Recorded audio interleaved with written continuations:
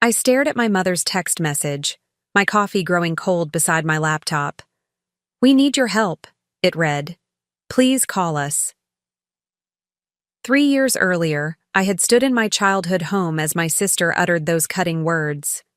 "No one wants you here." And my mother had nodded in silent agreement. Now, I sat in my corner office overlooking the city skyline, the founder of a company worth 8 figures, faced with a decision that would determine what family truly meant to me. Before we jump back in, tell us where you're tuning in from, and if this story touches you, make sure you're subscribed, because tomorrow, I've saved something extra special for you. The invitation to my niece's graduation party arrived unexpectedly on a Tuesday morning, a cream-colored envelope with my sister Victoria's precise handwriting. I had been distant from my family for months, focusing on building my small business, while they continued their usual gatherings without much thought to my absence. Still, this invitation felt like an olive branch, a chance to reconnect with the people who had known me longest, if not always best.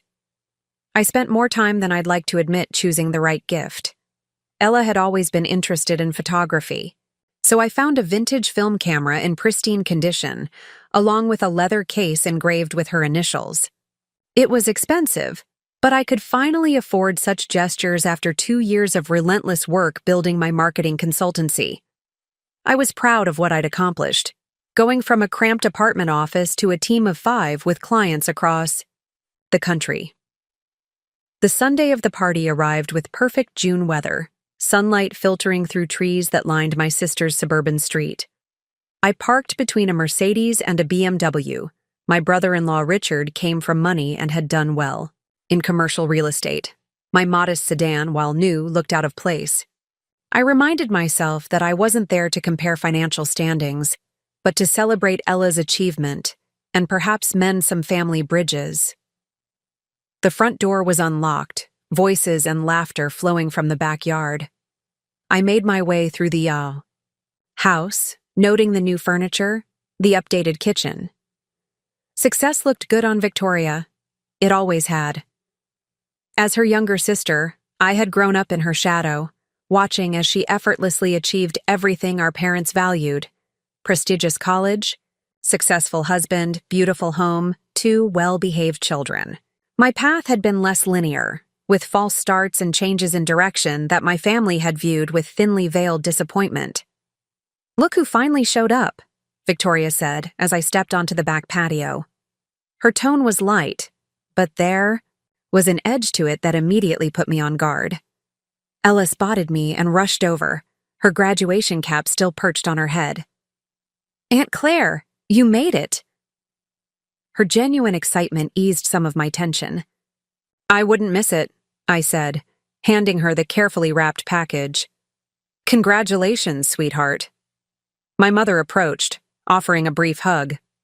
"We thought you might be too busy with your little business," she said, the word little carrying more weight than it should have.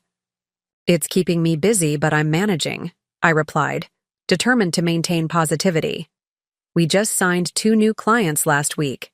"That's nice, dear," she said dismissively. "Richard's firm just closed on that new development downtown." The mayor attended the ribbon cutting. And there it was, the familiar reminder that whatever I achieved would always be measured against Victoria and Richard's success. I swallowed my frustration and moved to greet other guests, many of whom were surprised to see me. "The prodigal daughter returns," my uncle remarked.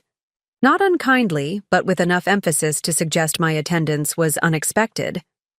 For the next hour, I made small talk, accepted backhanded compliments about finally settling down with a real job, and watched as Victoria held court, the perfect hostess in her perfect home.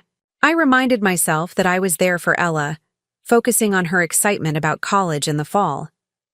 When it was time for cake, Richard called everyone together. He made a speech about Ella's accomplishments, Victoria's exceptional parenting, and their pride in the young woman their daughter had become. It was heartfelt and appropriate. Then he added, "And of course, we want to acknowledge our family who've joined us today.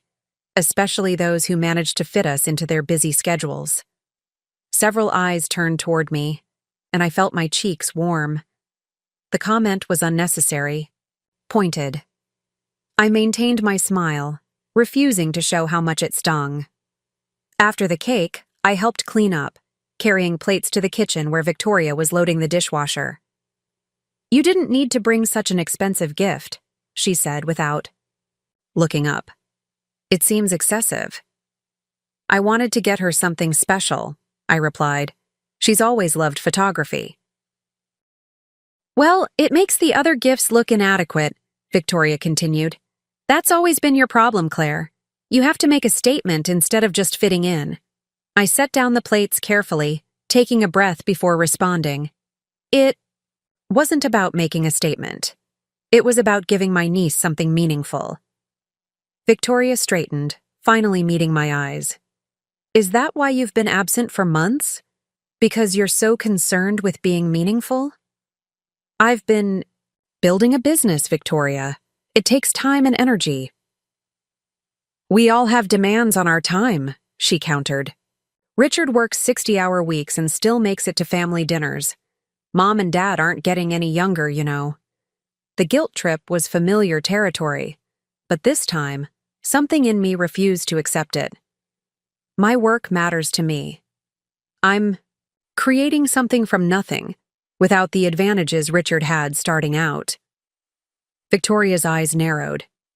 There it is. Always the victim, always the one who had it harder. Poor Claire, fighting against the world while the rest of us had everything handed to us. "That's not what I said." "It's what you always imply," she interrupted. "Maybe if you had made better choices along the way, you wouldn't be struggling with your little business at 35. The condescension in her voice ignited something in me, not just anger, but a sudden clarity. This dynamic wasn't new. It had defined our relationship since childhood. Victoria, the successful one, always knowing better. Me, the perpetual disappointment, never quite measuring up. "My business is doing well, actually," I said, keeping my voice level. "We've doubled our revenue this year." Victoria rolled her eyes. "Right. That's why you still drive that car and wear the same clothes you had 2 years ago. Meanwhile, Richard and I just bought a vacation property in Sedona." In that moment, I realized how completely Victoria defined success, by what could be displayed, compared, envied. The revelation was both illuminating and profoundly sad. "I'm investing back into the business," I explained, though I knew it wouldn't matter. "And honestly, I'm proud of what I've built, even if it doesn't impress you." "No one's asking you to impress us, Claire. We just want you to be realistic. This fantasy of being some big entrepreneur, it's getting old. Mom and Dad worry about your financial future. Maybe it's time to consider a real job with benefits and stability." I stared at her. This woman who shared my blood but seemed incapable of seeing me as anything but a cautionary tale. "My business is real, Victoria. Just because it doesn't look like Richard's career doesn't make it a fantasy." She sighed, the sound heavy with exasperation. "This is why it's so exhausting having you around. Everything becomes a debate, a defense of your choices. No one wants to walk on eggshells during a celebration." The words hit me like physical blows. "Is that how you see me? As exhausting?" Victoria shrugged, turning back to the dishwasher. "I'm just saying what everyone thinks. Your constant need to prove yourself, to be different. It's draining. Sometimes, we just want a normal family gathering without your intensity." I stood there, speechless, as the implication of her words sank in. Before I could respond, my mother entered the kitchen, carrying more dishes. "Everything all right in here?" she asked, glancing between us. "Fine," Victoria said smoothly. "I was just suggesting that Claire might want to consider looking at more stable career options." My mother set down the dishes and turned to me, with a familiar expression, concern tinged with disappointment. "Your sister has a point, honey. This business venture was a good experience, but perhaps it's time to think about something more secure. My business is secure, I replied, my voice tighter than I intended. We're growing every quarter. Of course you are, my mother said, in that placating tone she'd used throughout my childhood whenever I expressed ambitions she found unrealistic. But wouldn't it be nice not to have all that pressure? Victoria never has to worry about whether her mortgage will be paid. Because Victoria married money, I said before I could stop myself. The kitchen went silent. Victoria's face flushed with anger. That's not fair, my mother said quietly. Your sister has worked very hard to build her life. And I haven't? I challenged, the accumulated frustrations of years breaking through my carefully maintained composure. Do you have any idea what it takes to start a business from nothing? To find clients, manage projects, handle finances, all without a safety net? No one said you haven't worked hard, my mother replied. We're just concerned about your future. No, I corrected her, a strange calm settling over me. You're concerned that my future doesn't look like what you envisioned. You're concerned that I didn't follow Victoria's path. You're concerned that I'm not meeting your definition of success. Victoria slammed a cabinet door. This is exactly what I meant. No one wants your defensive speeches, Claire. No one wants your justifications for why you're still struggling while the rest of us have figured it out. She looked directly at me, her expression cold. The truth is, no one wants you here if all you're going to do is make everything about your choices and your struggles. I waited for my mother to object, to say something in my defense. Instead, she looked down and nodded slightly, a silent endorsement of Victoria's assessment. The kitchen seemed to shrink around me, the air suddenly thick and difficult to breathe. In that moment, something fundamental shifted inside me. The need for their approval, their understanding, their validation. It didn't disappear, but it receded, replaced by something stronger. The absolute certainty that I deserved better than this. I see, I said, my voice steadier than I expected. Thank you for the clarity. I walked out of the kitchen, found Ella to say a quiet goodbye, and left without another word to Victoria or my mother. As I drove away from my sister's perfect house, I felt an equal measure of pain and liberation. They had finally said aloud what I had sensed for years. I didn't fit into their vision of family, of success, of acceptability. But instead of crushing me, the realization strengthened my resolve. If I didn't belong in their world, I would build my own. If they couldn't see my value, I would create success so undeniable that even they would have to acknowledge it. Not for their approval. I was finally ready to let go of that pursuit, but for my own vindication. By the time I reached my apartment, the pain had crystallized into determination. I opened my laptop and began working on the business plan I'd been considering for weeks, an expansion that felt risky but had tremendous potential. If no one in my family wanted me there, fine. I would go where I was wanted, into the future I was creating for myself, on my own terms. What I didn't realize then was that this painful rejection would become the catalyst for transforming not just my business, but my entire life. Preparing and narrating this story took us a lot of time, so if you are enjoying it, subscribe to our channel. It means a lot to us. Now back to the story. The following Monday, I arrived at my office earlier than usual. The modest space I rented in a converted warehouse building felt different somehow. No longer a stepping stone, but a foundation. The exposed brick walls and industrial windows that had once seemed charming but temporary now represented something else. A place entirely mine, built on my own terms. My team wouldn't arrive for another hour, giving me time to process the weekend's events and channel my emotions into productive action.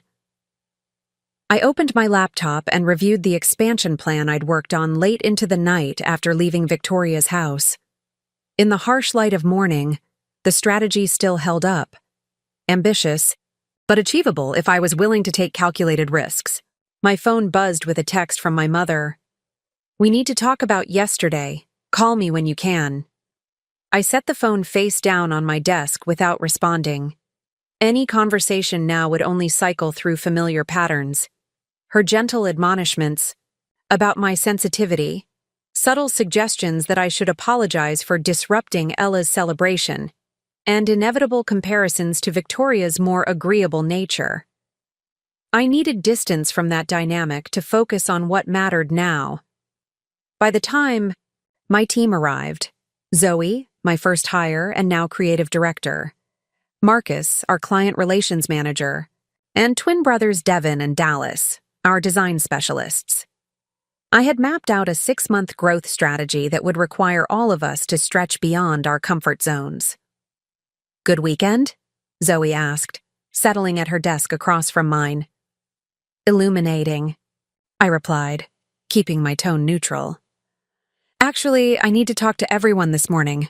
I've been thinking about our direction." An hour later, I had laid out my vision, expanding beyond our regional focus to pursue national clients, investing in advanced analytics capabilities, and possibly bringing on 2 new team members. It would require longer hours initially and reinvesting most of our profits, but the potential returns were substantial. "This is ambitious," Marcus said carefully. Always the pragmatist, he was already calculating the risks. We'd be competing against established agencies with more resources. "True," I acknowledged, "but we have something they don't: agility and personalized attention. We're not trying to be them, we're offering an alternative." Devin looked excited, already sketching concepts on his tablet. "We've been turning down interesting projects because they didn't fit our current model. This opens up possibilities." "It also increases our workload significantly," Zoe pointed out. "We're already maxed out most weeks." I nodded, appreciating their candid responses. I know I'm asking a lot. If anyone feels this isn't the right direction for them, I understand. But I believe we're capable of more than we've allowed ourselves to pursue. By the end of the discussion, the initial wariness had transformed into cautious enthusiasm. We weren't naive about the challenges ahead, but there was a collective energy that hadn't been present before, a sense of purpose beyond meeting the next deadline. As my team dispersed to their respective tasks, Marcus lingered behind. "What really happened this weekend?" he asked quietly. Having worked closely together for 2 years, he had developed an annoying ability to detect when personal issues were driving my professional decisions. I considered deflecting but opted for a simplified truth. Family reminded me why I started this business in the first place, to build something meaningful on my own terms. He studied me for a moment before nodding.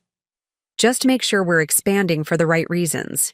Growing to prove something to others rarely leads to sustainable success." His words stayed with me throughout the day, prompting an uncomfortable question. Was I accelerating our growth primarily to prove my family wrong? Was this about business strategy or personal vindication? That evening, after everyone had left, I confronted this question honestly. There was undeniably an emotional component to my sudden urgency, the need to transform rejection into fuel. But beneath that reactive layer was something more substantial: genuine belief in our capabilities and a vision for what we could become if we stopped playing small. My phone displayed 3 missed calls from my mother and 1 from Victoria. I wasn't ready to engage with them yet, not until I had secured enough emotional distance to prevent falling back into established patterns. Instead, I called the one family member who had consistently supported my independent streak, my grandfather William, who had built his own construction business decades earlier. "About time you called," his gruff voice answered. "Your mother's been bending my ear about some blow-up at Ella's party."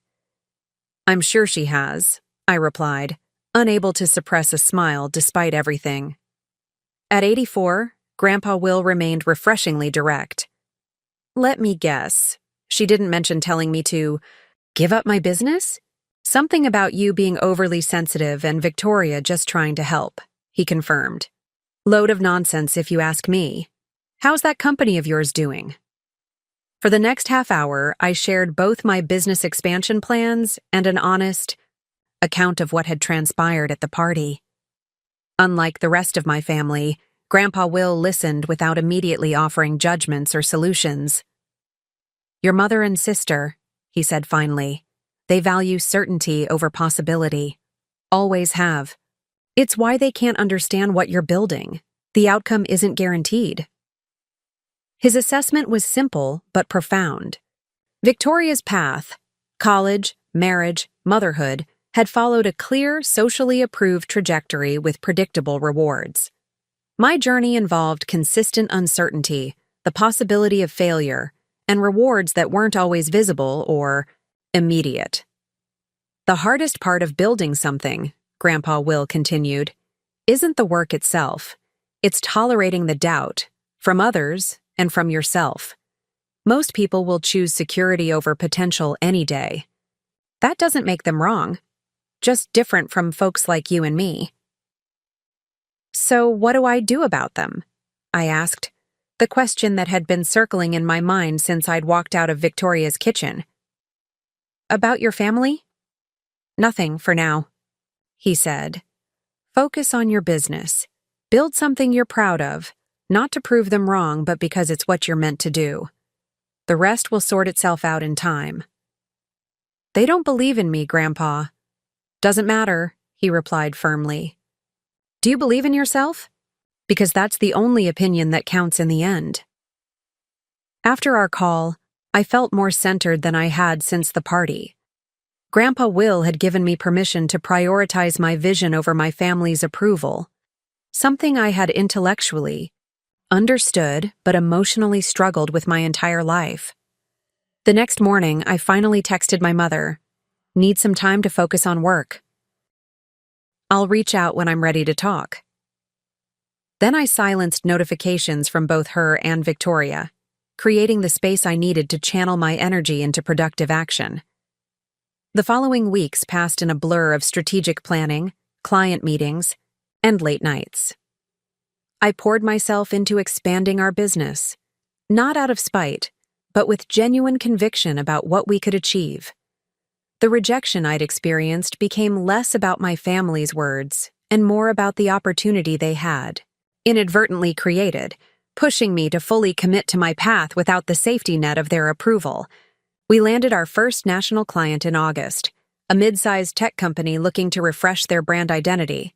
The project fee was larger than anything we'd previously handled, allowing us to bring on a digital marketing specialist and invest in the analytics software we needed for the next phase of growth. September brought another significant client, followed by 2 more in October. By November, we had outgrown our original office space and were preparing to move to larger quarters. After the new year, our team had expanded to 9 people, each bringing unique skills that strengthened our offerings. Through it all, I maintained minimal contact with my family. Periodic texts with my mother, a birthday card for my father, regular calls with Grandpa, Will, and occasional messages to Ella, who had started her freshman year at college. Victoria and I didn't communicate at all, a silence that was initially painful but gradually became liberating. Christmas approached, bringing the inevitable question of holiday plans. My mother called one evening as I was reviewing quarterly projections. "We want you to come for Christmas dinner," she said, her tone carefully neutral. "Your father misses you." I closed my laptop, giving the conversation my full attention. "I'm not sure that's a good idea, Mom. Nothing has been resolved between Victoria and me." "It's Christmas," she replied, as if the holiday itself should erase months of estrangement. Family should be together. The last time I was with family, I was told no one wanted me there, I reminded her. Have things changed since then? She sighed, the sound familiar and weary. Victoria was upset. She said things she didn't. Mean. And you? I asked quietly. You agreed with her. I did not, she protested, though we both knew otherwise. I was just trying to keep the peace. The old pattern reasserted itself.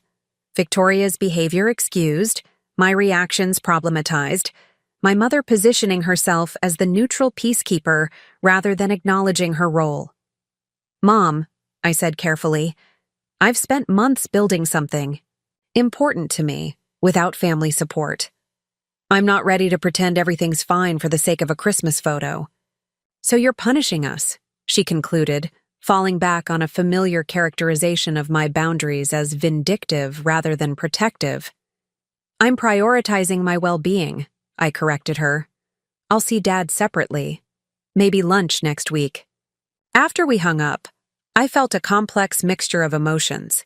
Guilt for disappointing her, pride for maintaining my boundary, sadness for the relationship we might have had under different circumstances. But beneath these feelings was a newfound steadiness, a confidence in my choices that hadn't existed before. The business continued to flourish through the winter and into spring. We moved into our new office in January, a space 3 times larger than our original location, with a conference room that actually fit our entire team. By March, we had hired 2 more specialists and were consistently winning projects against much larger agencies. One evening in April, as I was preparing to leave the office, Zoe stopped by my desk.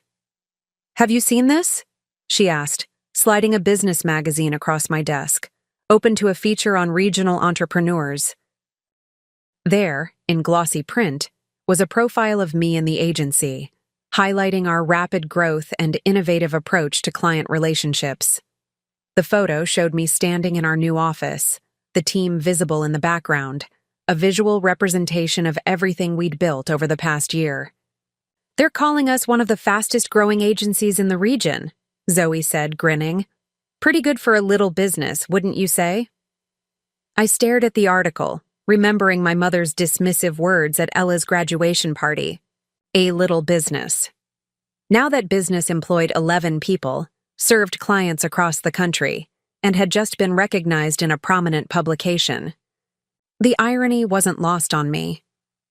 "We should celebrate," Marcus suggested, joining us with Devin and Dallas. "This kind of recognition will bring in even more opportunities." As we gathered for impromptu champagne in the conference room, I felt a profound sense of validation. Not because my family would finally see my success, but because I no longer needed them to. The approval I had sought for so long had been replaced by something far more valuable. The satisfaction of building something meaningful, surrounded by people who genuinely appreciated the vision. What I didn't know then was that the magazine article would find its way to Victoria's coffee table, setting in motion a reunion I wasn't yet prepared for. One that would force me to confront not just my family's changed perception of me, but my own transformed understanding of success. The magazine feature changed everything, though not immediately. Its effects rippled outward slowly, first bringing new client inquiries, then industry recognition, and finally, inevitably, reaching my family. I was in the middle of a strategy session with a potential client when Marcus knocked on the conference room door, apologizing for the interruption. "Your sister is in the lobby," he said quietly. "She says she won't leave until she speaks with you." The room seemed to tilt slightly. "Victoria here, in my professional space?" I excused myself from the meeting, promising to return shortly, and made my way to the reception area with a strange sense of detachment, as if watching myself move through a scenario I'd imagined but never expected to actually face. Victoria stood by the floor-to-ceiling windows, examining our awards wall. She wore a tailored charcoal suit, Victoria the corporate lawyer, not Victoria the suburban mother. When she turned to face me, her expression was unreadable. "Your office is impressive," she said, her tone carefully neutral. "Thank you," I replied, maintaining equal neutrality. "This is unexpected." Victoria glanced around, noting the modern furnishings, the glass-walled offices where my team worked. "I saw the magazine article. Dad showed it to me." "Of course. My father, the quiet mediator, would have ensured Victoria saw tangible evidence of my success, hoping it might bridge the gap between us. "We can talk in my office," I said, gesturing toward a door at the end of the hallway. I didn't want this conversation, whatever it might entail, to unfold in view of my entire team. My office was the one space in our new location I'd taken time to personalize. Unlike the minimalist design of the common areas, here I'd chosen warm colors, comfortable furniture, and walls lined with framed photographs of meaningful projects and team celebrations. It was a room that reflected both professional accomplishment and personal values, exactly what I'd been building over the past year. Victoria settled into a chair across from my desk, her posture rigid. "You've done well for yourself," she said, gesturing vaguely at our surroundings. "We've worked hard," I corrected gently, emphasizing the collaborative nature of our success. "Right." She nodded, a hint of her old condescension breaking through. "Your team. Very inspirational." I didn't take the bait. "What brings you here, Victoria? It's been nearly a year since we've spoken." She straightened imperceptibly, as if preparing for a difficult negotiation. "Mom's birthday is next weekend. She wants you there."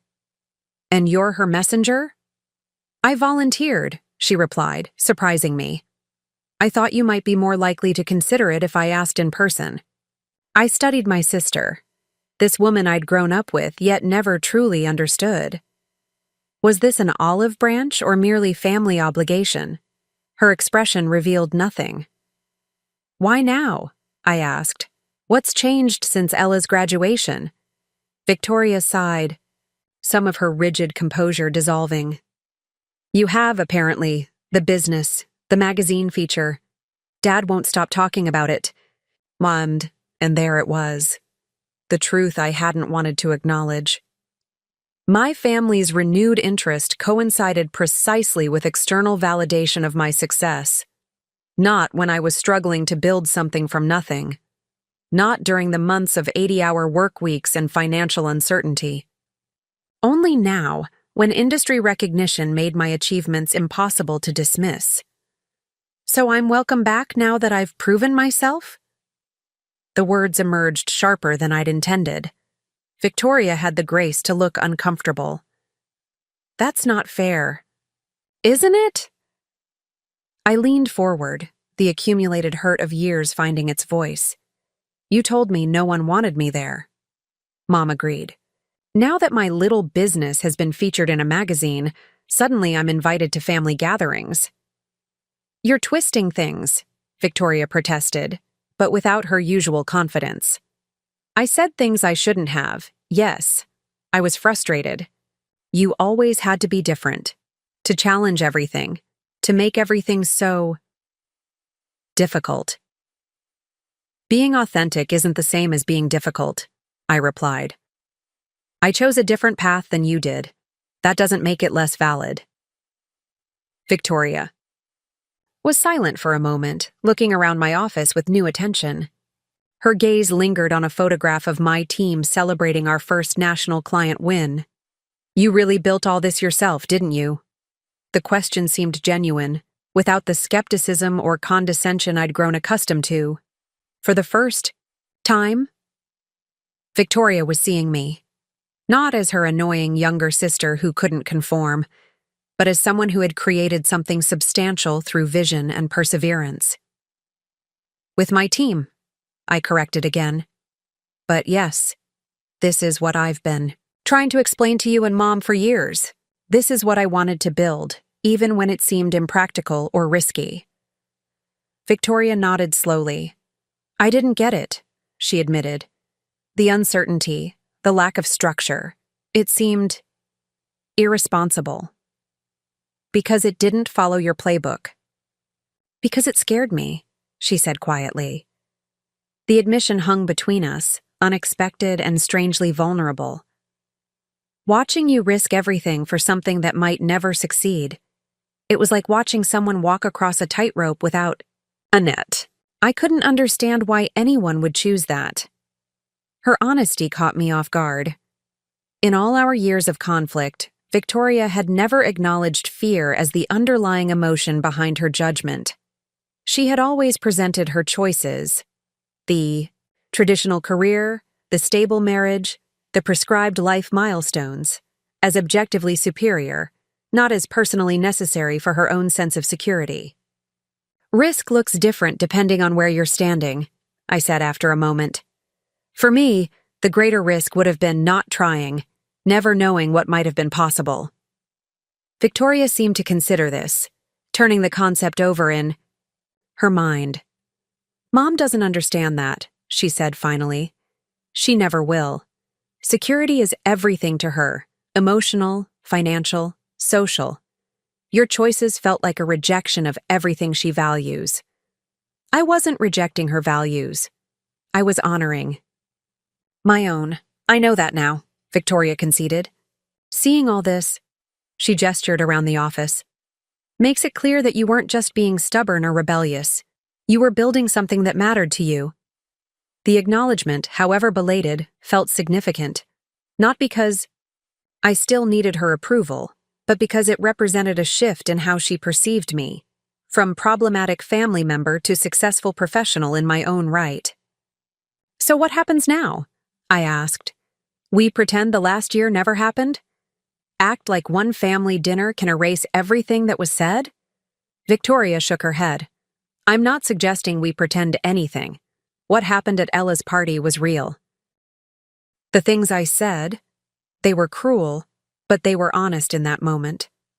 I really didn't understand your choices then. And Mom? I pressed.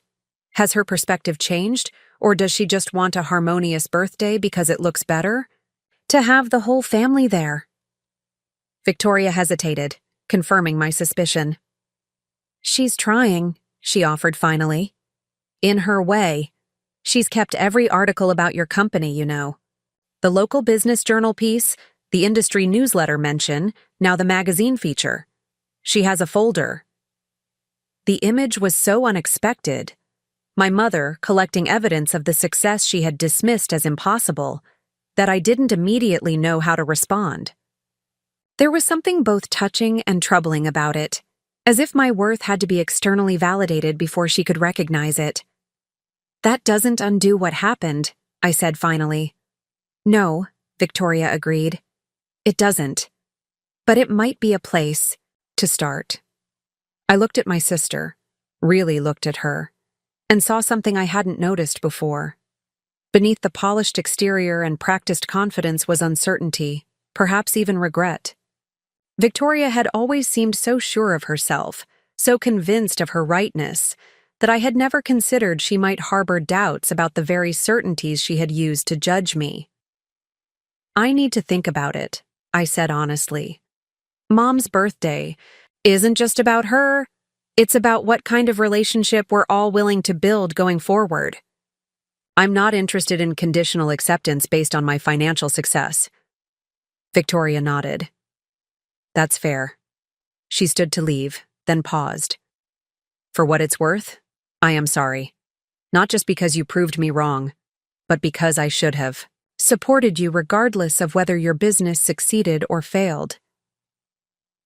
The apology was unexpected and imperfect, still framing my choices in terms of their outcomes rather than their inherent value. But it was sincere. As Victoria left, I remained in my office, processing the conversation and its implications for the family dynamics that had shaped so much of my life. Later that evening, after my team had gone home, I called Grandpa Will. His perspective had guided me through the past year, and I needed his wisdom now more than ever. So Victoria came crawling back, he summarized after I recounted the visit. Now that you're in magazines, suddenly they're interested in having you around.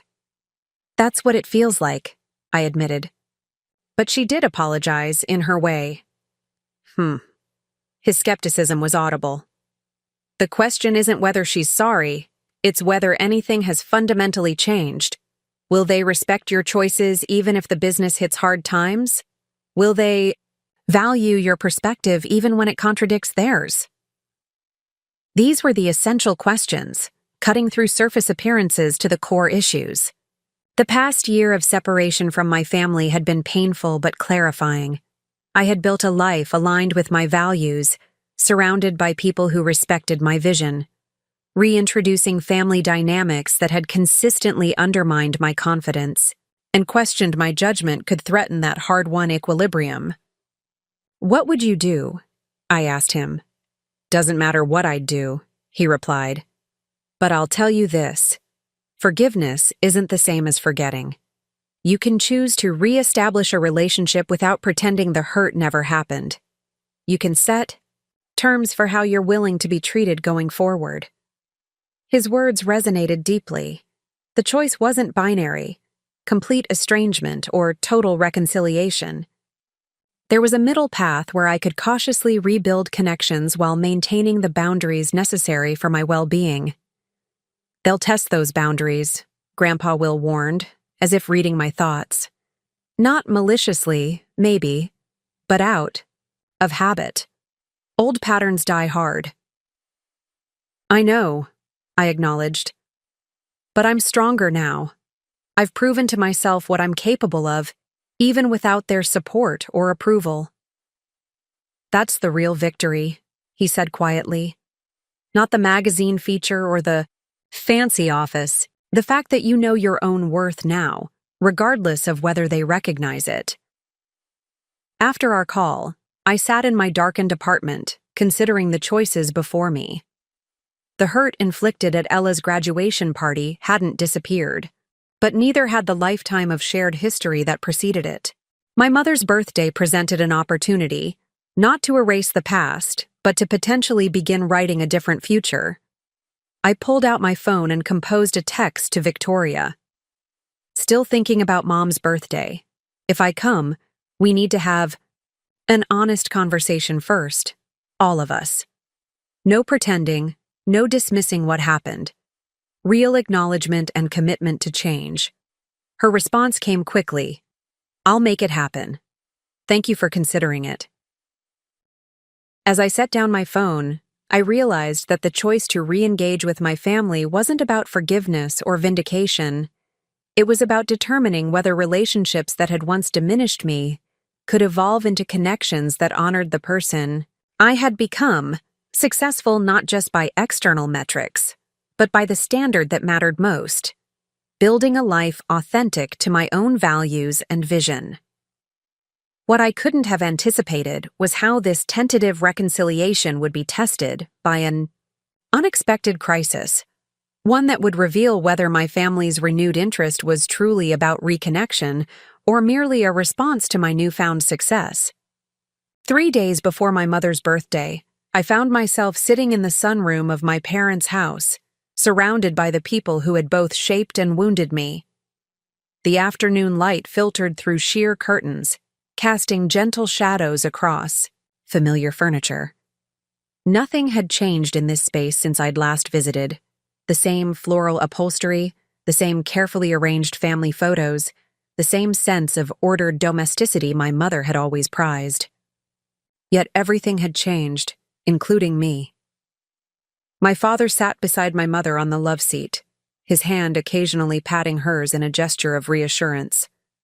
Victoria perched on an armchair across from me, her posture perfect but her fingers fidgeting with her watch strap, a rare tell of nervousness. Grandpa Will had insisted on attending as well, positioning his wheelchair slightly behind my chair like a silent guardian. "I appreciate everyone agreeing to this conversation," I began, my voice steadier than I had expected. "Before we discuss Mom's birthday celebration, we need to address what happened last year and what needs to change going forward." My mother shifted uncomfortably. "Claire, perhaps we could focus on moving forward rather than dwelling on—" "That's exactly what we're not going to do," I interrupted gently but firmly. "Pretending problems don't exist doesn't solve them. It just guarantees they'll resurface later." My father cleared his throat. "Your mother and I want to repair our relationship with you. We've missed you this past year." "I've missed aspects of our relationship too," I acknowledged, "but I haven't missed feeling judged, Dismissed? Or devalued because my choices are different from what you expected? Victoria looked up from her watch. I've already apologized for what I said at Ella's party. You have, I agreed. And I appreciate that. But this isn't just about one incident or one hurtful comment. It's about a pattern that's existed for as long as I can remember, where my decisions are questioned, my ambitions are treated as unrealistic, and my success is measured against standards that aren't my own. The room fell silent. My mother glanced at my father, a familiar wordless communication passing between them. We've always wanted what's best for you, my mother finally said, her voice small. We worried about your security, your future. I understand that, I replied.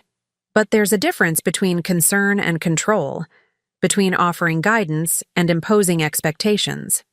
When you dismissed my business as a little venture that would never provide stability, that wasn't concern.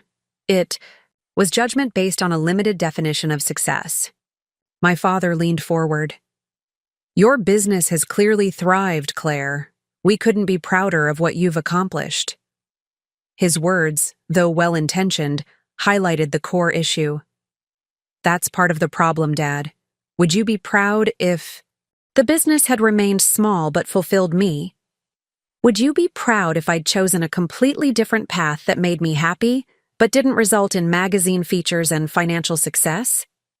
He blinked, genuinely confused by the question. But you did succeed. Why talk about hypotheticals? Grandpa Will chuckled behind me, a dry sound without humor. And there it is. The success justifies the journey, regardless of how you treated her along the way. My mother bristled. That's not fair, Dad. We supported Claire through college, through her career changes, through everything.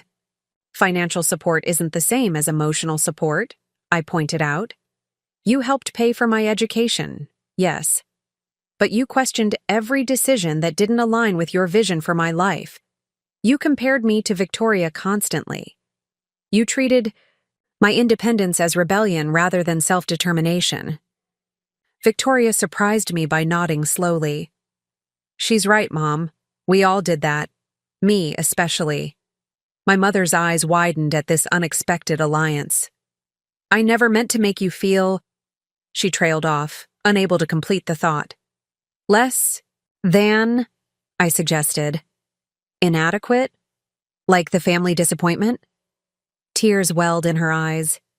You were always so different, Claire. So determined to do things your own way. I didn't know how to guide someone who rejected every conventional path to security. For the first time, I saw my mother's behavior through a different lens, not as deliberate undermining, but as the panic of someone who equated conventionality with safety, who couldn't comprehend choosing uncertainty, even for the sake of authenticity. I wasn't rejecting security, I explained gently. I was pursuing a different kind of success, one defined by creating something meaningful, by building according to my own blueprint, rather than following someone else's. But the risks, my mother protested weakly, were mine to take, I finished, for her. That's what you need to understand if we're going to move forward. My choices are mine. They may not be the choices you would make. They may involve risks you wouldn't take. But they deserve respect, not constant questioning or dismissal. My father nodded slowly, his expression thoughtful. I think we understand that now, Claire. Seeing what you've built, it's made us reconsider some assumptions. That's the other thing we need to discuss, I said, addressing the uncomfortable truth at the heart of our reunion. My worth as a daughter, as a family member, can't be contingent on external success. I'm glad you're proud of my accomplishments, but what happens if the business faces challenges? If we lose clients or have to downsize? Will I be welcome at family gatherings then? Or will I go back to being the disappointing daughter who can't get her life together? The question hung in the air, exposing the conditional nature of the reconciliation they were offering. Success had earned me a place at the table again, but what truly needed to change was the metric by which my belonging was measured. "That's not fair," my mother protested, though her voice lacked conviction.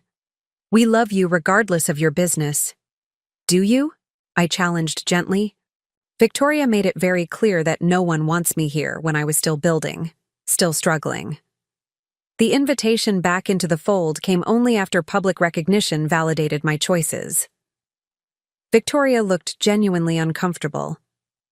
"I can't deny that the magazine article changed my perspective," she admitted. "Seeing your work acknowledged that way made me realize I'd been wrong about what you were building. But," she added, meeting my gaze directly, "it also made me recognize something about myself. How limited my understanding of success has been. How frightened I've been of anything that doesn't fit neatly into conventional achievement." Her candor surprised me. Victoria had always presented her life choices as objectively superior, not as responses to her own fears and limitations. "The past year has been enlightening for all of us," my father said carefully. "Your absence forced us to examine why our family dynamic worked the way it did, why we couldn't seem to celebrate your path the way we celebrated Victoria's." Grandpa Will snorted. "About time." My mother shot him an exasperated look before turning back to me. "We made mistakes, Claire. Serious ones. We measured you against standards that didn't allow for who you actually are. I can't promise always understand your choices, but I can promise to try harder to respect them, regardless of their outcomes." It was the most honest acknowledgement she had ever offered. Not a full understanding, but a commitment to reaching toward one. I felt something tight in my chest begin to loosen, not completely but enough to create space for possibility. "That's what I need," I said simply. "Not perfect understanding, not unwavering support for every decision, but basic respect for my agency and my right to define success on my own terms." My father reached for my hand. "We can do that, Claire. We want to do that." Victoria nodded in agreement. "I've spent the past year watching Richard struggle with Ella's decision to switch from pre-med to art history. It made me think about how I responded to your unconventional choices. How much energy we waste trying to control outcomes instead of supporting growth."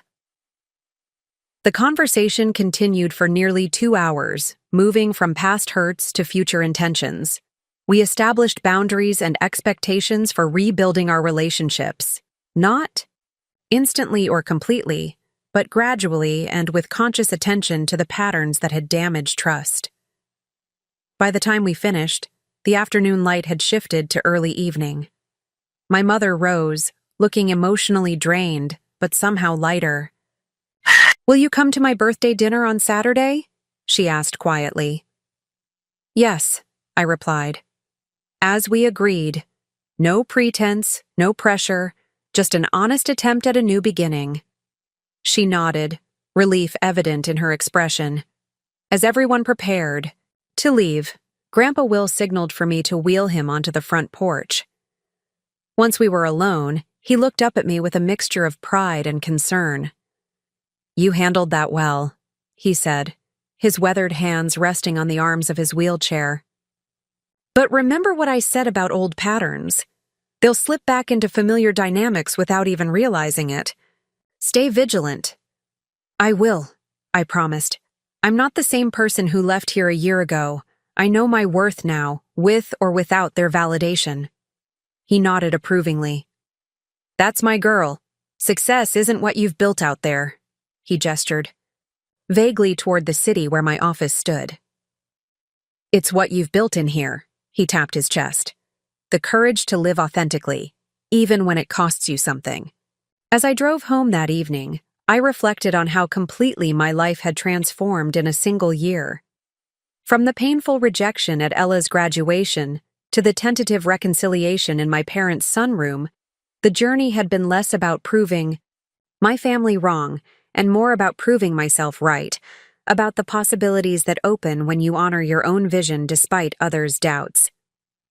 The true test would come 2 weeks later, when an unexpected crisis threatened everything I had built.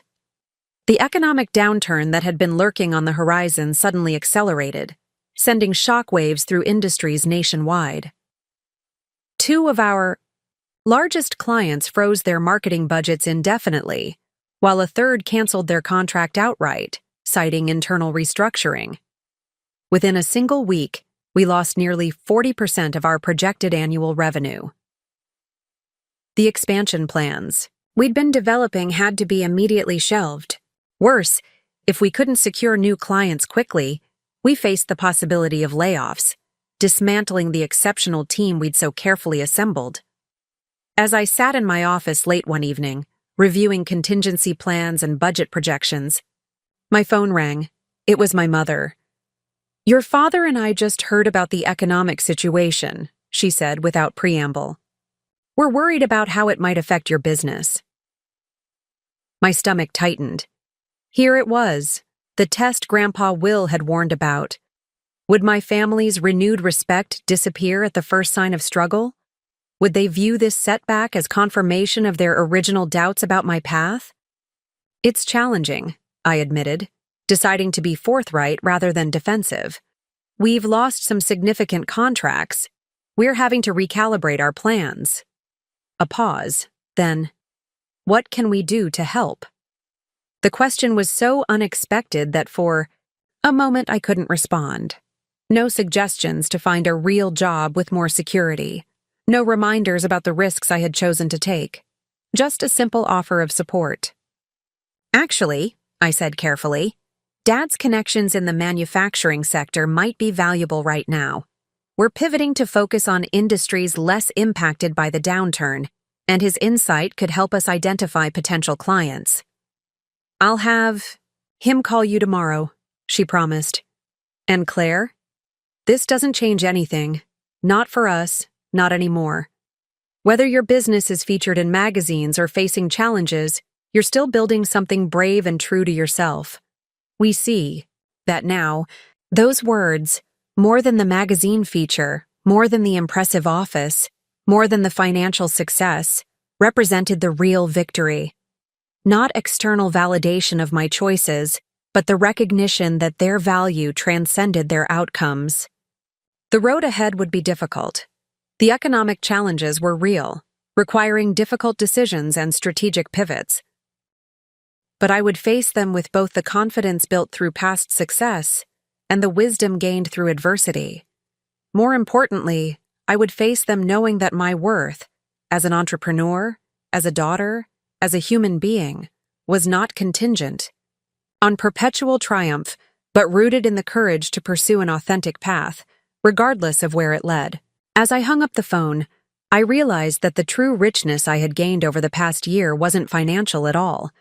It was the wealth of self-knowledge, of purpose aligned with passion, of relationships based on genuine acceptance rather than conditional approval. That wealth would sustain me through whatever challenges lay ahead, a foundation more secure than any conventional path could have provided. The journey from rejection to reconciliation had transformed not just my circumstances, but my fundamental understanding of success, not as a destination to be reached or a status to be achieved, but as the daily choice to live in alignment with my deepest values, regardless of external judgment or approval. The economic downturn hit harder than anyone anticipated. By the end of the month, our client roster had shrunk by nearly half, and our projections showed a troubling trajectory. I called an all-hands meeting on a rainy Tuesday morning, gathering my team in our now too-large conference room. "I won't sugarcoat this," I began, looking at the concerned faces around the table. "We're facing the most significant challenge since we started, but I believe in our ability to adapt and emerge stronger." I laid out the situation transparently, our financial position, the market conditions, and the difficult decisions ahead. No false reassurances, no toxic positivity, just honest assessment and a commitment to finding a path forward together. "Are layoffs inevitable?" Marcus asked the question everyone was thinking. "They're a possibility I want to avoid at all costs," I replied honestly, but I need everyone's help developing alternatives. What followed was one of the most remarkable brainstorming sessions of my career. Rather than retreating into fear or self-preservation, the team engaged collectively, proposing cost-cutting measures, identifying potential growth areas despite the downturn, and suggesting creative approaches to retaining our remaining clients. Zoe suggested temporary salary reductions for senior staff, including herself, to preserve junior positions. The design twins, Devin and Dallas, proposed developing a subscription-based design service that could generate recurring revenue to complement our project-based model. Marcus outlined industries that historically invested in marketing during downturns and began compiling research on potential targets. By the end of the meeting, we had the skeleton of a survival strategy, not just defensive cuts, but a proactive plan to pivot and adapt. As the team dispersed, energized despite the circumstances, I felt a renewed appreciation for what we had built beyond the bottom line. A culture of collective problem-solving, resilience, and mutual support. That evening, as promised, my father called. "Your mother mentioned you might need some connections in manufacturing," he said, his tone carrying none of the "I told you so" undertone I might have expected a year earlier. "We're pivoting towards sectors less impacted by the downturn," I explained. Manufacturing, especially essential products rather than luxury goods, tends to maintain marketing budgets even in challenging times. "Smart thinking," he acknowledged. "I played golf last weekend with Lawrence Chen. He runs Premier Products. They've been expanding their medical supplies division, and from what he mentioned, they're looking to increase market share while competitors are pulling back." Premier Products was exactly the type of stable company we needed to target. Large enough to have significant budgets, but not so massive that they'd be inaccessible to a firm our size. "Would you be willing to make an introduction?" I asked, the request feeling strangely vulnerable. Throughout my career, I had deliberately avoided leveraging family connections, determined to succeed entirely on my own merits. "I'll do better than that," my father replied. "Lawrence and his wife are coming to dinner next week. Why don't you join us? It's not a formal pitch, just an opportunity to connect." The invitation represented more than a potential business lead.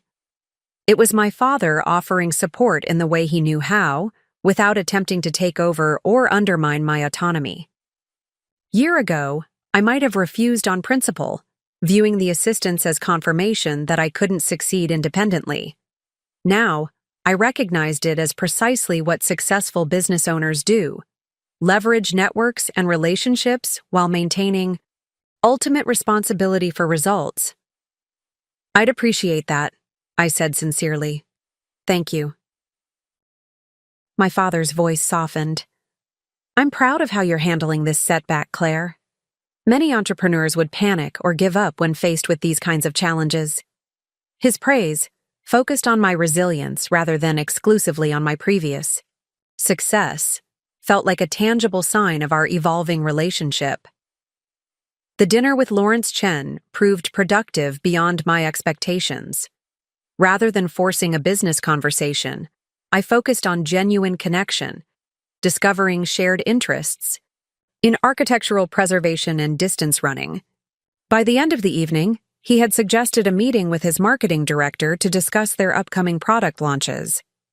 This interaction became a template for our new approach: authentic relationship building rather than desperate pitching.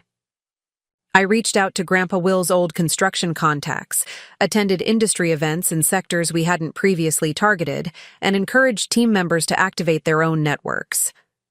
Gradually, new opportunities emerged. A medical device manufacturer needed help repositioning their brand for post-pandemic priorities. A sustainable packaging company wanted to highlight their environmental advantages to eco-conscious consumers. A family-owned food producer sought to modernize their image while honoring their heritage. None of these clients matched the size of those we'd lost, but collectively they created a foundation for rebuilding. More importantly, they represented a more diverse portfolio, reducing our vulnerability to sector-specific downturns in the future. The internal changes proved equally significant. We sublet half our office space to a compatible startup, immediately reducing our overhead while creating potential collaboration opportunities. Senior team members voluntarily reduced their salaries, temporarily demonstrating a commitment to preserving jobs that strengthened our collective resolve. Most significantly, we launched a streamlined service package specifically designed for businesses navigating uncertainty, focused on essential brand maintenance rather than comprehensive campaigns, priced accessibly, and structured to evolve. As clients' situations improved, this offering emerged from necessity but revealed a previously unrecognized market niche. Many businesses needed strategic marketing support during the downturn, but couldn't commit to traditional agency engagements. Our flexible approach resonated particularly with mid-sized companies navigating similar challenges to our own. 3 months into the crisis, we reached a stabilization point. Not thriving yet, but no longer in imminent danger. We had preserved every job, though with reduced hours for some positions. We had maintained our core capabilities while developing new ones better suited to the changed economic landscape. One Friday afternoon, as the team gathered for our weekly check-in, Zoe raised her water bottle in an impromptu toast. "To Claire," she said, "who could have retreated into the CEO office during this storm, but instead invited us all into the navigation room." The sentiment caught me off guard, bringing unexpected emotion to the surface. "This was never about me weathering the crisis alone," I managed. "It's about the collective resilience we've built together." Marcus nodded thoughtfully. "You know, when we were featured in that magazine last year, they focused on our rapid growth and impressive client roster. Maybe the real story worth telling is this one: how we adapted when everything we'd built was threatened." His observation resonated deeply. The magazine feature had captured a moment of external success, but our response to adversity revealed something more meaningful about our organizational character and values. The growth had been impressive, but the resilience was transformative. That weekend, I drove to my parents' house for a casual family dinner, a new monthly tradition established. Since our reconciliation, Victoria and Richard would be there with their children, along with Grandpa Will and a few close friends. As I pulled into the driveway, I felt a lightness that had been absent from previous family gatherings. The prospect of spending an evening with my family no longer evoked anxiety about measuring up or defending my choices. The conditional approval that had characterized our relationships for so long had been replaced by something approaching genuine acceptance. Victoria greeted me at the door, her usual polished appearance slightly disheveled. "Fair warning," she whispered as she hugged me. "Richard's been stressed about work, the downturns affecting his development projects." A year ago, this information would have been delivered differently, as evidence of the risks I had taken in choosing an entrepreneurial path, or as a reminder of Richard's important position in the commercial real estate world. Now, it was simply context about their current challenges, offered without judgment or comparison. Inside, Richard was uncharacteristically subdued, his typical confidence noticeably diminished. During dinner, he mentioned potential delays in the downtown project he'd been developing, the financing suddenly uncertain in the changing economic climate. "It's temporary," he assured everyone, though his expression betrayed deeper concern. "The fundamentals are strong. We just need to weather this adjustment period." I recognized the forced optimism in his voice, the same tone I had adopted during the early days of our company's crisis. The need to project confidence while privately grappling with serious doubts was familiar terrain. After dinner, as others moved to the living room for coffee, Richard lingered in the kitchen where I was helping my mother with dishes. "Victoria mentioned you've been navigating similar challenges with your agency," he said, attempting casual conversation but unable to mask his interest. "It's been a significant reset," I acknowledged. We've had to reimagine almost everything about our business model and approaches. Richard nodded, his expression shifting from polite interest to genuine engagement. How did you... what strategies have been most effective for you? The question contained no trace of the condescension that had characterized many of our previous interactions. This wasn't Richard, the successful brother-in-law, offering guidance to the struggling entrepreneur. This was simply someone facing business challenges, seeking perspective from someone who might understand. Transparency has been crucial, I offered. With our team, with clients, with ourselves. Acknowledging the reality rather than denying it created space for actual solutions. We talked for nearly an hour, moving from the kitchen to the back porch, discussing practical approaches to uncertainty, the psychological challenges of leading through crisis, and the unexpected opportunities that emerged from necessary adaptation. I shared our experiences openly, neither minimizing the difficulties nor exaggerating our progress. As our conversation wound down, Richard regarded me with newfound respect. I always thought your business was more of a creative endeavor than a serious enterprise, he admitted. I was wrong.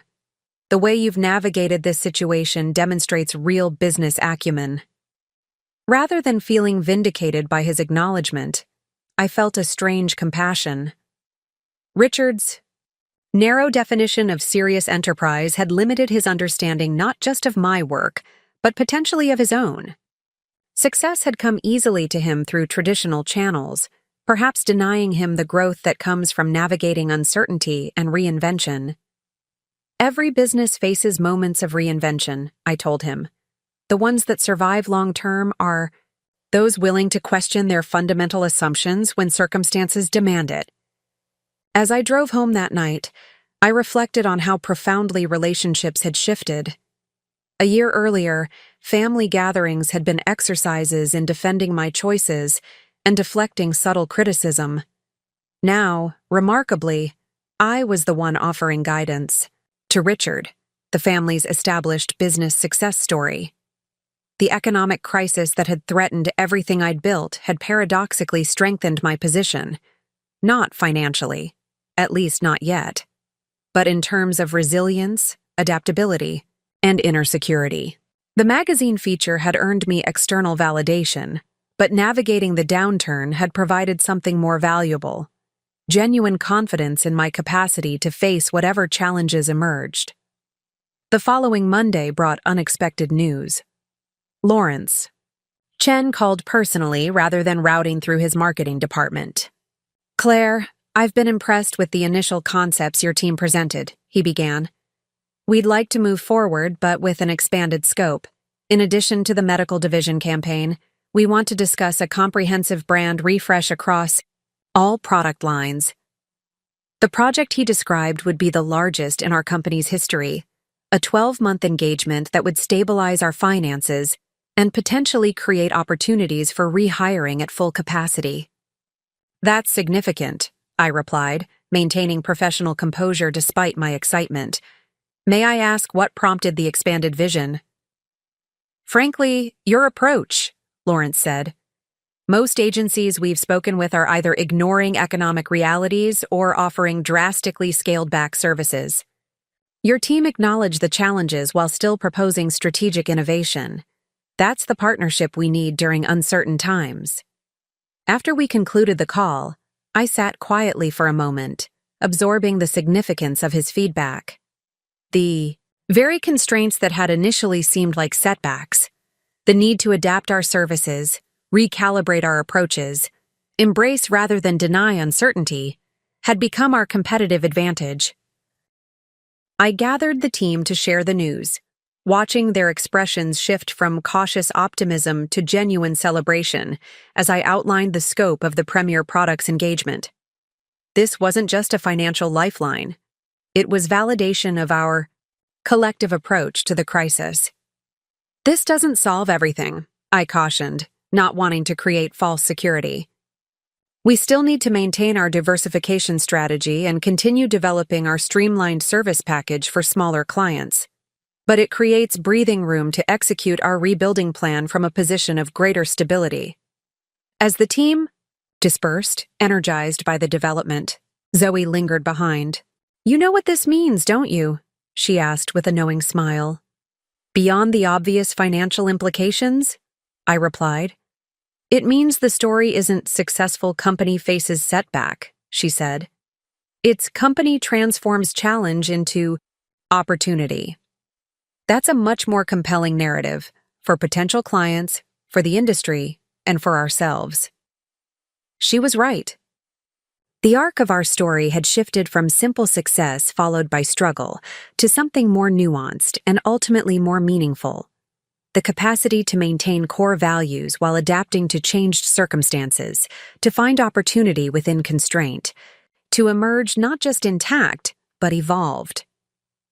That evening, I called Grandpa Will to share the premier product's development. After expressing genuine pleasure at the news, he offered the perspective that had guided me throughout the journey.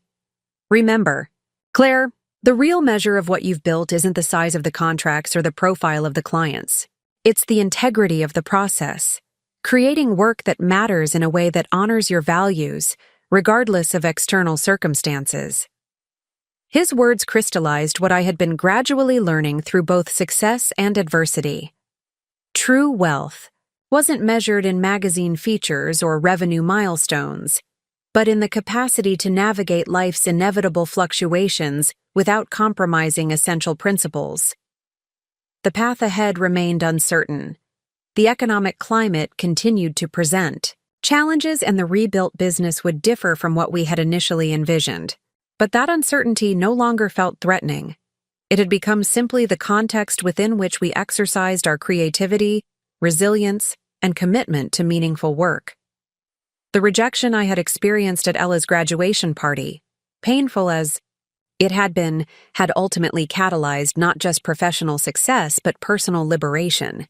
In walking away from conditional acceptance, I had created space to develop unconditional self-respect. In building a business aligned with my values, I had attracted both clients and team members who shared those values. In navigating crisis, without abandoning core principles, I had demonstrated the sustainable power of authentic leadership. As I reviewed the Premier Products proposal one final time before sending it, I noticed a quote we had included on the cover page. Words I had first heard from Grandpa Will and had since adopted as an unofficial company philosophy. Success isn't about avoiding storms, it's about learning to dance in the rain. The coming months would bring their own challenges and triumphs. But whatever emerged, I would face it from a position of internal security that no external circumstance, rejection or acclaim, struggle or success, could fundamentally shake. That security, more than any financial achievement or professional recognition, represented true wealth. 6 months after securing the Premier Products contract, our agency had not only stabilized, but begun to thrive in ways I couldn't have anticipated during the economic downturn. The comprehensive brand refresh had expanded to include digital transformation initiatives across their entire product ecosystem, requiring us to develop new capabilities and bring on specialized talent. More significantly, our experience navigating uncertainty had become our most compelling selling point. Companies facing similar challenges sought partners who understood adaptation rather than merely growth. Our case studies now highlighted resilience alongside results, demonstrating how strategic pivots could create unexpected opportunities even in constraining circumstances. One Wednesday morning, as I reviewed quarterly projections with Marcus, my assistant interrupted with an unusual message. "There's a woman from Vantage Media in the lobby," she said. "Catherine Reynolds. She doesn't have an appointment, but says it's important." The name registered immediately. Catherine Reynolds was the founder and CEO of Vantage Media, one of the largest marketing conglomerates in the country. They owned dozens of agencies across multiple specialties, with offices in major cities worldwide. What could possibly bring her to our doorstep unannounced? "I'll meet her in the main conference room," I replied, exchanging a puzzled glance with Marcus. Catherine Reynolds was a striking figure, tall, impeccably dressed, with the confident bearing of someone accustomed to commanding attention. As I entered, she rose to greet me with a firm handshake and direct gaze. "Thank you for seeing me without notice," she began. "I prefer initial conversations without the formality of scheduled meetings. It reveals more about an organization's authentic culture." Her straightforwardness was refreshing, if somewhat intimidating. "I'm intrigued by the unorthodox approach," I admitted. "What brings you to our agency?" Catherine smiled slightly. "Two things: the Premier Products campaign and your team's response to the economic downturn. Both demonstrated something increasingly rare in our industry: adaptive intelligence combined with principled execution." She placed a folder on the conference table. "Vantage has been monitoring your work for the past year. Initially, we were impressed by your growth trajectory. But honestly, your response to adversity interested us more than your previous success. The revelation that we had been on Vantage's radar was surprising enough. That they valued our crisis management over our growth metrics was even more unexpected. I appreciate the recognition," I said carefully, "but I'm still not clear on your purpose today." Catherine nodded appreciatively at my directness. "Vantage is interested in acquiring your agency." The statement hung in the air, simultaneously flattering and unsettling.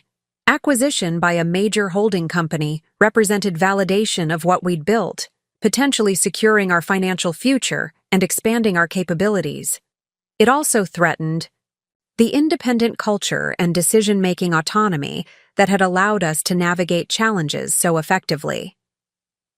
"I imagine you have questions and concerns," Catherine continued.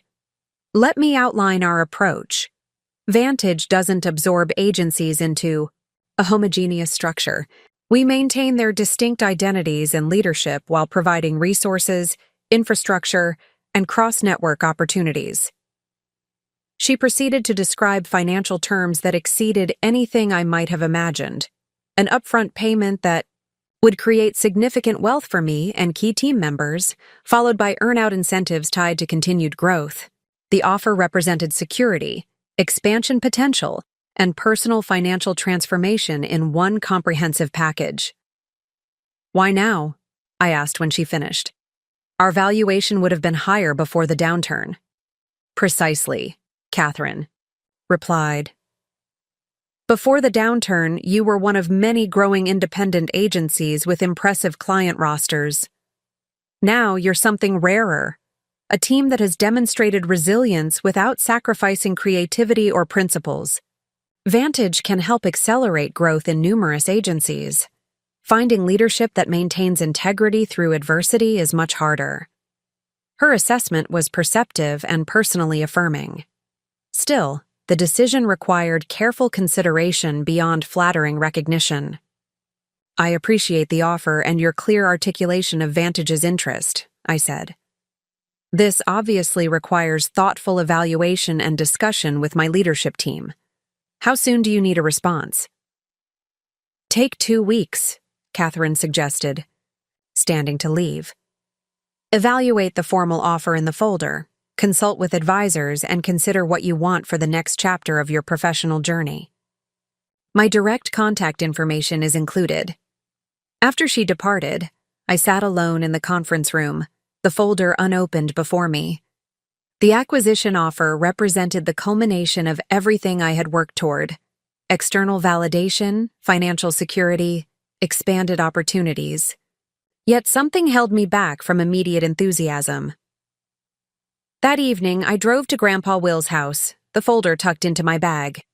Since our reconciliation, family dinners had become regular occurrences, but I occasionally sought Grandpa Will's counsel separately, valuing his perspective unfiltered by group dynamics. His modest home remained unchanged despite offers to help with renovations or upgrades. "At my age, familiarity matters more than fashion," he always insisted. I found him in his study, surrounded by books and memorabilia from his own entrepreneurial journey. "You look preoccupied," he observed as I settled into the chair across from him. Business challenge or family drama? Neither, actually, I replied, extracting the folder from my bag. Vantage Media wants to acquire the agency. His eyebrows rose slightly. Catherine Reynolds finally made her move, did she? You knew about this? I asked, surprised. Catherine and I serve on the Economic Development Board together, he explained. She mentioned admiring your agency's approach several months ago. I didn't say anything because it wasn't my place to influence the process. This revelation added another dimension to consider. What do you think of Vantage as an organization? I asked. They're better than most conglomerates, he replied thoughtfully.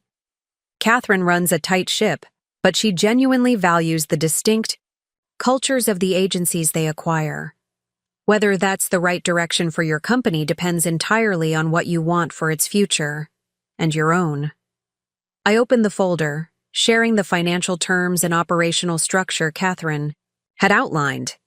The numbers were substantial, representing life-changing wealth and expanded professional possibilities. Impressive offer, Grandpa Will acknowledged. But I notice you don't seem as excited as one might expect. His observation cut to the heart of my hesitation. I should be thrilled, I admitted. This represents external validation of everything we've built. Financial security beyond anything I imagined. Resources to expand in ways we couldn't independently. But, he prompted, but something feels incomplete about it, I said, struggling to articulate the nebulous concern. Like accepting the offer would be closing a chapter before I've finished writing it. Grandpa Will nodded, understanding dawning in his expression. You're wondering if you're considering this because it represents the ultimate proof to your family that you succeeded on your own terms. His insight struck with uncomfortable precision. Despite our reconciliation, despite the genuine progress in our relationships, part of me still craved that final, irrefutable evidence that my path had been valid, even superior to the conventional route my family had advocated. The acquisition would certainly silence any lingering doubts, I acknowledged. No one could question the legitimacy of my choices with this outcome. That's precisely why you need to be careful, Grandpa Will cautioned. Decisions made primarily to prove others wrong, or to prove yourself right in their eyes, rarely lead to genuine fulfillment. He leaned forward, his gaze intensifying. Ask yourself this. If your family had supported your choices from the beginning, if they had never questioned your path or compared you to Victoria, would you be excited about this acquisition? Does it align with your vision for the company you've built and the life you want to create? Or does it represent the endpoint of a narrative driven partly by the need for validation? These questions cut through external considerations to the core issue, whether the Vantage offer aligned with my authentic values or primarily satisfied the remnants of a validation-seeking pattern I had worked to overcome. I don't know, I admitted. The opportunity is objectively extraordinary, but I keep thinking about how we navigated the downturn, the collaborative problem-solving, the agility in decision-making, the freedom to prioritize team preservation over short-term profits. Would we maintain that independence within a larger structure, regardless of Catherine's assurances? Grandpa Will smiled slightly. Now you're asking the right questions. Not, how will this look to others? But, how does this serve what I truly value? Over the next 2 weeks, I engaged in extensive due diligence, consulting with attorneys and financial advisors about the terms, speaking confidentially with leaders of other agencies Vantage had acquired, and most importantly, deep conversations with my core team about their perspectives and aspirations. These discussions revealed complex considerations beyond simple acceptance or rejection. Zoe valued creative autonomy above all else and worried about potential constraints within a larger organization. Marcus saw tremendous opportunity in accessing Vantage's global infrastructure and client relationships. The design twins were simultaneously excited about expanded resources and concerned about potential corporate influence on our distinctive, aesthetic approach. Their varied perspectives reflected the multifaceted implications of the decision. There was no obvious right answer, only thoughtful evaluation of what we collectively valued most for the future. The night before my scheduled response to Catherine, I found myself unable to sleep, my mind cycling through potential scenarios. Around midnight, I drove to the office, seeking the environment where our journey had unfolded, from struggling startup to acquisition target in just a few transformative years. The office was eerily quiet, the usual creative energy replaced by stillness. I walked through the space, memories surfacing with each area. Late nights developing our first major pitch in the small conference room, celebrating our initial national client in the break area, the all-hands meeting during the economic crisis where collective problem-solving had revealed our true organizational character. In my office, I found photographs documenting our evolution, the original team of 5 in our warehouse space, the ribbon cutting at our expanded office, groups of smiling team members at project launches and holiday celebrations. These images told a story beyond growth metrics or client acquisitions, a narrative about creating a community united by shared values and creative purpose. I sat at my desk, opened my laptop, and began writing. Not a pros and cons list, but a reflection on what success truly meant to me at this stage of my journey. Not external validation or financial milestones, but the freedom to create on my own terms, to build an organization that reflected my values, to evolve without constraints imposed by quarterly profit expectations or corporate hierarchies. By dawn, I had clarity. The Vantage acquisition offered tremendous benefits, but accepting it now would mean surrendering leadership of our story before we had fully explored our independent potential. The economic crisis had not derailed our journey, but rather revealed new possibilities we were just beginning to develop. When I called Catherine Reynolds that morning, she answered immediately. "I've made my decision," I told her. "While I'm deeply honored by Vantage's interest and impressed by the organization you've built, the timing isn't right for us. We're still discovering what we can become independently." Rather than disappointment, Catherine's response reflected genuine understanding. "I suspected you might decide this way," she admitted. "The same independence that makes your agency valuable to us makes you reluctant to surrender it." She paused briefly. "This isn't a one-time opportunity, Claire. The door remains open for future discussions when the timing feels right. In the meantime, I'd like to explore potential collaboration opportunities that don't involve acquisition, perhaps joint ventures on projects that would benefit from our combined capabilities." Her suggestion offered a middle path, maintaining our independence while accessing some of Vantage's resources and relationships. It demonstrated respect for our decision rather than pressure to reconsider. Later that day, I gathered the team to share both the acquisition offer and my decision to decline it. Their reactions ranged from relief to curiosity about the potential collaboration Catherine had proposed. "I want to be transparent about my reasoning," I explained. "This wasn't about rejecting growth or partnership opportunities. It was about recognizing that our independent journey still has important chapters to unfold. The economic crisis didn't interrupt our story. It revealed aspects of our collective capability we're just beginning to understand and develop." As the discussion evolved into brainstorming about future directions and potential Vantage collaborations, I felt profound certainty in the decision. The acquisition would have represented an impressive outcome in conventional terms, particularly in proving my family's doubts unfounded. But it would have been an ending rather than an evolution, a period rather than a comma in our organizational narrative.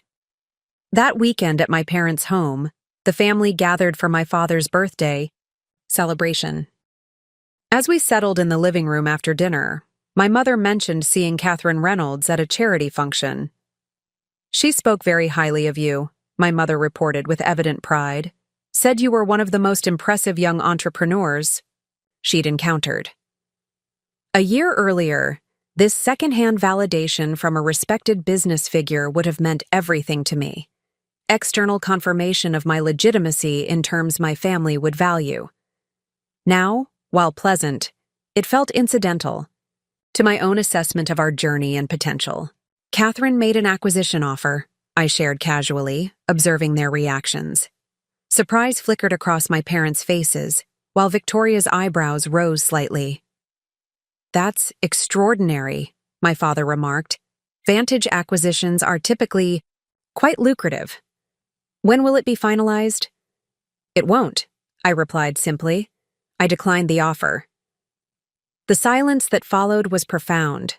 My family exchanged glances, clearly struggling to comprehend refusing such an opportunity. "You turned down Vantage Media?" Victoria finally asked, genuine confusion in her voice. "Why would you do that?" The question wasn't accusatory, but reflected sincere inability to understand prioritizing independence over prestigious acquisition and financial security, the very values they had consistently advocated throughout my life. Because success isn't just about financial outcomes or external validation, I explained. It's about building something that reflects your authentic vision and values. Our independent journey still has important chapters to unfold. To my surprise, rather than argument or criticism, my explanation was met with thoughtful consideration. My father nodded slowly, something like respect deepening in his expression. My mother looked momentarily confused, but then reached for my hand, with unexpected warmth. Only Victoria spoke, her perspective revealing how profoundly our relationship had evolved. "I couldn't have made that choice," she admitted candidly. "I would have taken the security and prestige without hesitation. But I understand why you didn't. You've always seen possibilities others miss." Her acknowledgement, not just of my decision but of the fundamentally different values that informed it, represented the most meaningful validation. Not because it proved me right or her wrong, but because it demonstrated genuine recognition of my distinct approach to defining success. As the conversation shifted to other topics, I caught Grandpa Will watching me, quiet satisfaction in his sigh expression. He had witnessed my journey from rejection to success to something more valuable than either. The confidence to make choices aligned with my authentic values, regardless of external metrics or approval. The real wealth I had accumulated wasn't measured in acquisition offers or magazine features, but in the freedom to define success on my own terms, to build a life and business guided by internal purpose rather than external validation.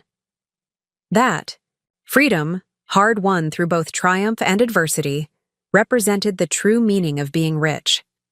The next 3 months passed in a blur of focused determination.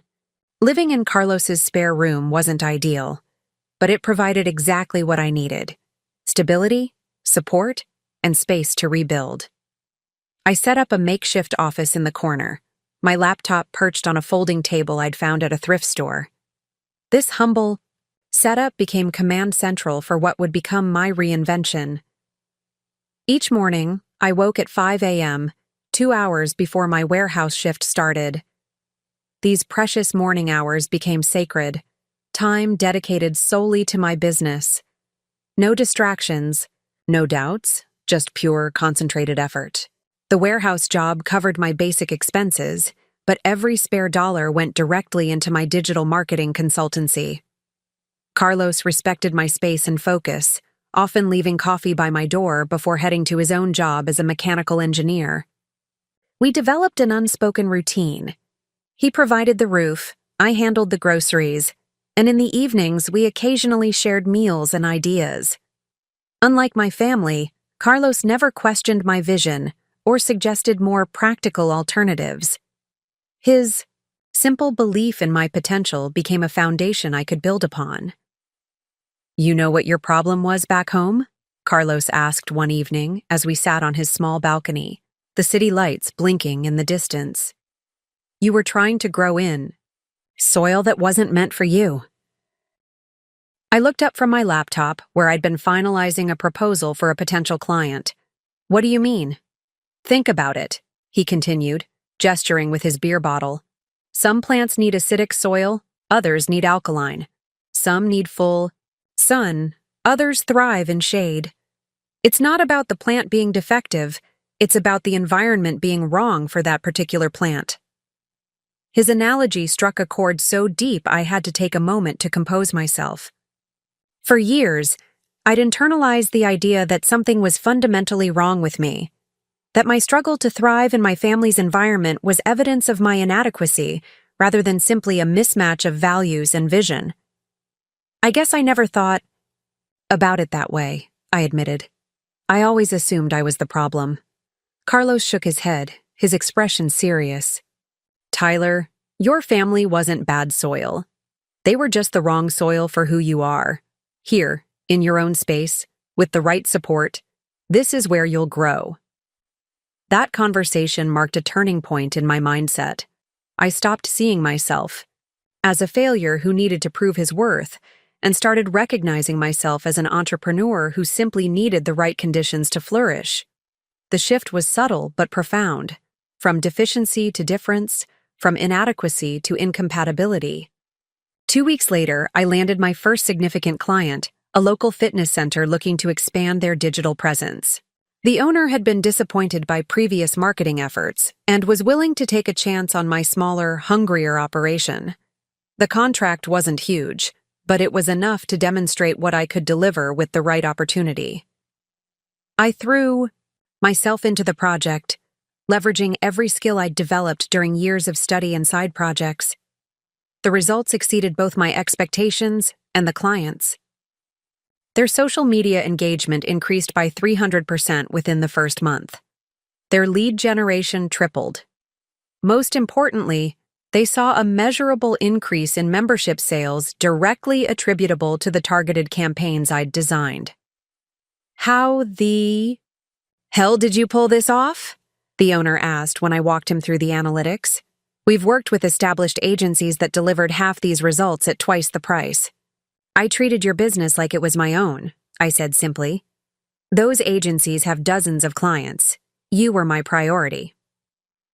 That first success led to a referral, which led to another client, and then another.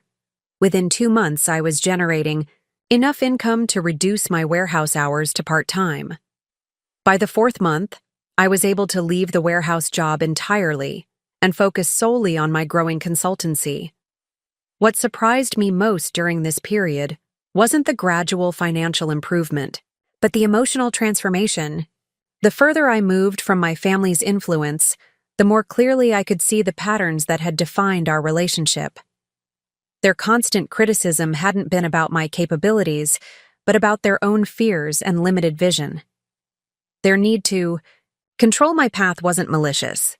It was the only way they knew to express concern. Understanding this didn't excuse their behavior, but it helped me release the anger that had been fueling me. I realized that success built on rage might be powerful in the short term, but it wasn't sustainable. True, lasting achievement needed to come from a place of purpose rather than pain. On the 6-month anniversary of my departure from my family home, I celebrated by moving into my own apartment. It wasn't luxurious, a 1-bedroom unit in a decent neighborhood, but it represented a milestone I had achieved entirely on my own terms. Carlos helped me move my few belongings, culminating in the ceremonial placement of my laptop on an actual desk in a dedicated home office. To new beginnings, he said, handing me a housewarming gift, a small potted plant. A little reminder about finding the right soil. That night, after Carlos left, I sat in my new space, surrounded by possibilities rather than limitations. For the first time in my adult life, every decision in my environment reflected my own choices. The furniture arrangement, the artwork on the walls, the books on the shelves, all expressions of my identity uncensored by family expectations. I opened my laptop and looked at my client list, which had grown to 7 regular accounts, each one a vote of confidence in my abilities. My business bank account now contained more money than I'd ever had at one time. Not wealth by any standard, but enough to provide security and the foundation for growth. Out of curiosity, I searched my sister's name online, finding pictures of her at social events, always immaculately dressed, always projecting success and confidence. But behind the polished exterior, I wondered if she was truly satisfied or merely conforming to the approved narrative our family had established generations ago. I closed the browser, deciding that comparing our paths served no purpose. My journey wasn't about proving my family wrong. It was about proving myself right. The distinction was crucial. One path led to bitterness, the other to freedom. The following morning, I received an email from a business contact I'd met at a networking event. She represented a regional association of small businesses and was looking for someone to speak at their quarterly meeting about digital marketing strategies for companies with limited budgets. Your name keeps coming up in conversations with local business owners, she wrote. They're impressed by your results-oriented approach and hands-on methodology. Would you be interested in sharing your expertise with our members? The invitation caught me off guard. I had been so focused on building my client base that I hadn't considered positioning myself as an authority or thought leader. Public speaking had never been my strength. Perhaps another reason my family had doubted my potential in client-facing business. But the opportunity to establish myself within the local business community was too valuable to decline based on mere discomfort. I accepted the invitation, spending the next 3 weeks preparing a presentation that distilled my approach into actionable strategies these business owners could implement immediately. The night before the event, I practiced in front of Carlos, who had become my most trusted advisor and critic. "You're ready," he assured me after my final run-through. "Just remember, these people aren't looking for perfection. They're looking for honesty and practical solutions. You have both in abundance." The next day, standing before a room of 40 small business owners, I felt a momentary flash of panic. What if my family had been right? What if I wasn't cut out for this? What if I failed publicly and confirmed every doubt they'd ever expressed? Then I took a deep breath, looked around the room, and recognized something in these entrepreneurs' expressions. The same hunger for growth, the same willingness to defy conventional wisdom in pursuit of their vision, the same courage that had propelled me forward when it would have been easier to surrender to others' expectations. Success isn't just about having the right strategy, I began, my voice growing stronger with each word.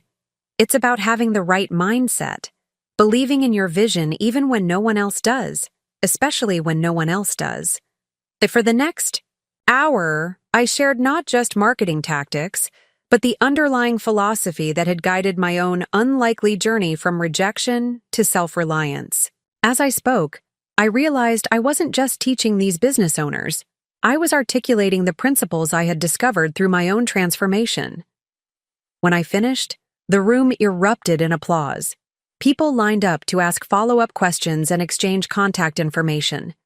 By the end of the day, I had 5 new client prospects and an invitation to speak at 2 additional business associations. Driving home, I felt a sense of alignment I'd never experienced before. The pieces of my identity, my skills, my values, my approach to challenges had coalesced into something coherent and compelling. I was no longer struggling to fit into someone else's definition of success. I had defined success on my own terms and was actively creating it. That night, I received a text message from a number I didn't recognize. "Saw your presentation today. Impressive. Let's talk about potential collaboration. Marcus Reynolds, CEO, Elevate Media Group." I stared at the message in disbelief. Elevate Media Group was one of the largest marketing firms in the state, with clients ranging from regional corporations to national brands. A collaboration with them would catapult my business to an entirely different level. As I saved the number, to my contacts, I noticed the date on my phone. Exactly 7 months since I'd walked out of my family home with nothing but a duffel bag and determination. In that moment, I understood that rejection hadn't destroyed me. It had directed me toward the path I was always meant to follow. The realization brought not vindication, but gratitude. Without that painful push, I might have spent years, perhaps a lifetime, trying to succeed on terms that were never truly mine, seeking approval that would never fully satisfy. Sometimes the most powerful words we can hear are, "No one wants you here," because they free us to discover where we truly belong. The meeting with Marcus Reynolds changed everything. I arrived at the Elevate Media Group headquarters 30 minutes early, taking time to collect myself in the sleek lobby. The building itself was impressive. 20 stories of glass and steel in the heart of downtown. The company logo displayed prominently across the facade. This was success as my family would recognize it. Corporate, established, undeniable. I smoothed down my jacket, the most expensive piece of clothing I owned, but still modest compared to the designer suits that passed through the lobby. For a moment, doubt crept in. What could the CEO of such an organization possibly want with my small operation? Was this meeting a courtesy, a waste of time, or something else entirely? "Mr. Barrett, Mr. Reynolds is ready for you." A polished assistant led me through security and up to the 18th floor, where floor-to-ceiling windows offered panoramic views of the city. Marcus Reynolds wasn't what I expected. In his early 40s, he wore jeans and a casual button-down rather than the formal attire I'd anticipated. His office, while spacious, was notably devoid of the status symbols so many executives surrounded themselves with. No prestigious awards on display, no photographs with celebrities or politicians, just a clean, functional workspace and a wall covered in whiteboards filled with strategies and ideas. "Tyler," he said, rising to shake my hand. "Thanks for coming. That was quite a presentation you gave yesterday." "You were there?" I asked, surprised. The CEO of a major marketing firm sitting anonymously in a small business association meeting seemed unlikely. "In the back," he confirmed. "I make it a point to attend local business events regularly. Keeps me connected to what's happening on the ground." He gestured for me to sit. "Your approach to digital marketing for small businesses was refreshing. Practical, innovative, and clearly effective based on the testimonials I heard afterward." I nodded, trying to maintain professional composure. "Thank you. I believe in delivering measurable results rather than just creative concepts. That's exactly why I wanted to meet." Marcus leaned forward slightly. "Here's what I'm thinking. Elevate has built its reputation serving mid-sized to large corporations. We do it well, but we've struggled to develop effective solutions for smaller businesses, the kind you're helping. There's a massive underserved market there." My interest piqued. This wasn't a job offer or an attempt to absorb my client list. It seemed to be something more collaborative. "I'm proposing a partnership," Marcus continued. "Elevate provides resources, infrastructure, and additional expertise. You bring your approach and methodology. Together, we develop a division specifically focused on small business digital marketing solutions." The offer was unexpected and intriguing. What would this partnership look like practically? Would I maintain independence or become an Elevate employee? "Neither exactly," Marcus explained. "I envision a joint venture, legally separate from Elevate, but with our financial backing and support resources. You'd maintain creative and operational control while leveraging our infrastructure and reputation. We'd share in the success without absorbing your identity." We spent the next hour discussing specifics, financial arrangements, resource allocation, growth projections. Marcus was transparent about both the opportunities and challenges such a venture would entail. Unlike my family, who had always emphasized security and predictability, Marcus spoke of calculated risks and potential rewards with equal weight. "Take some time to think about it," he said as our meeting concluded. "This isn't a decision to rush. But I believe together we could build something neither of us could create independently." As I left the building, my mind raced with possibilities. The partnership Marcus proposed offered resources I couldn't have accessed for years on my own. It would accelerate my growth trajectory exponentially, while allowing me to maintain the core values and approaches that had proven successful.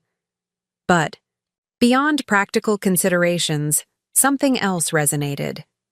In that meeting, Marcus had offered what my family never had: respect for my vision without conditions or criticism. He hadn't tried to reshape my ideas into something more conventional or practical. He recognized value in my approach precisely because it differed from established methods. Over the following weeks, I consulted with Carlos, a business attorney, and several trusted clients. I evaluated the proposal from every angle, considering potential benefits and risks. The more I analyzed it, the more I became convinced that this partnership represented the right next step, not an escape from challenges, but a strategic advancement of my vision. When I met with Marcus again to accept his offer, he seemed genuinely pleased. "I was hoping you'd say yes," he admitted. "I've been watching your work for several months. You have something most marketers lose as they grow: genuine connection with clients and authentic passion for results rather than just appearances." The next 3 months were transformative. The joint venture, which we named Catalyst Digital Partners, launched with a clear mission: to provide enterprise-level marketing strategies scaled appropriately for growing businesses. We developed proprietary methodologies combining my hands-on approach with Elevate's sophisticated analytics and resources. I assembled a small team of my own choosing, including Carlos, who left his engineering job to head our technical implementation department. Together, we created something that reflected my values while expanding well beyond what I could have built alone in the same time frame. By the 6-month mark, Catalyst had 37 active clients and a growing reputation as the go-to solution for businesses ready to elevate their digital presence without the overhead of traditional agencies. Industry publications began taking notice, with one calling our model the future of digital marketing services: personalized attention backed by enterprise-level resources. The financial success exceeded my most optimistic projections. My personal income had increased tenfold from where I'd started after leaving my family's home. I moved from my modest apartment to a modern loft downtown, furnished it exactly as I wanted, and still had significant savings and investments accumulating. But the true measure of success wasn't financial. It was the freedom to create on my own terms, to build something that reflected my values rather than someone else's expectations. It was walking into meetings confident that my ideas deserved consideration, not because I needed external validation, but because experience had proven their merit. One Thursday afternoon, as I was reviewing quarterly performance metrics with our team, my phone vibrated with an incoming call. The number was vaguely familiar, though I couldn't immediately place it. Stepping into my office to answer, I heard a voice I hadn't heard in nearly 18 months. "Tyler, it's Dad." The simple greeting sent a complex wave of emotions through me: surprise, wariness, a reflexive tension in my shoulders that I hadn't experienced since creating distance from my family. "Dad," I replied, keeping my tone neutral. "This is unexpected." "I know," he said, his voice carrying an unfamiliar hesitancy. "I've been trying to work up the courage to call for weeks." "What's going on?" I asked, unsure whether to expect crisis or reconciliation. "I saw your name in the business journal," he explained. "There was a feature about your partnership with Elevate Media Group, a full-page spread with your picture and everything." Of course, the article had run the previous week, highlighting Catalyst's innovative approach and rapid growth. I should have anticipated that it might eventually reach my family's attention, though I'd given it little thought at the time. "It was a nice piece," I acknowledged, waiting for whatever came next. "Son, He paused, seeming to struggle with his words. "I was wrong. We were wrong. What you're building, what you've accomplished. It's remarkable." The admission hung in the air between us. For years, all I had wanted was this recognition, this acknowledgement that my path had value despite diverging from their expectations. Now that it had finally arrived, I found myself unsure how to respond. "Thank you," I said finally, the words feeling insufficient for the moment. "Your mother and I have been talking," he continued. "We miss you. We'd like to see you, if you're willing. Maybe dinner at the house this Sunday." The invitation triggered conflicting impulses. Part of me craved the closure such a reunion might provide. Another part feared falling back into old patterns, having my hard-won confidence eroded by familiar dynamics. "I'll think about it," I said, neither committing nor refusing outright.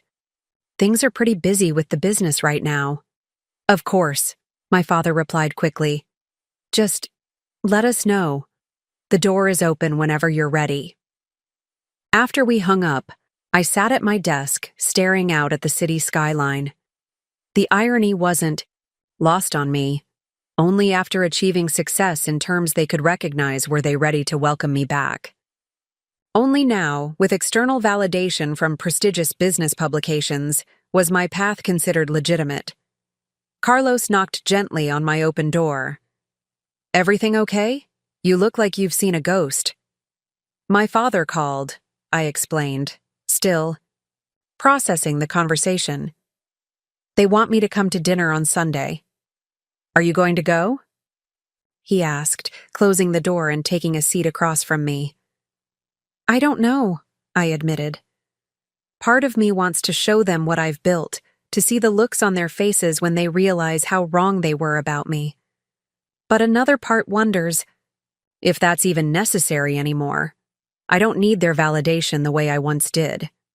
Carlos nodded thoughtfully. "The question isn't whether you should prove something to them. It's whether reconnecting with your family adds value to your life." Now, his framing clarified my thinking. This wasn't about vindication. It was about making conscious choices about who and what I allowed into my carefully constructed life. The success I'd built hadn't just been professional or financial. It had been personal, creating an environment where I could thrive without constant criticism or doubt. Up next, you've got 2 more standout stories right on your screen. If this one hit the mark, you won't want to pass these up. Just click and check them out. And don't forget to subscribe and turn on the notification bell so you don't miss any upload from us.